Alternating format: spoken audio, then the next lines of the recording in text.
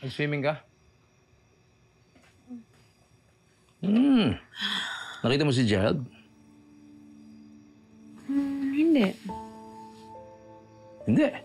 Sabi ni Gina na, doon si Gerald, nag-swimming daw eh. Baka nauna siya. Hindi siya naabutan sa pool. Love, magsha-shower ako. Sandali. Mama ko. Samahan kita.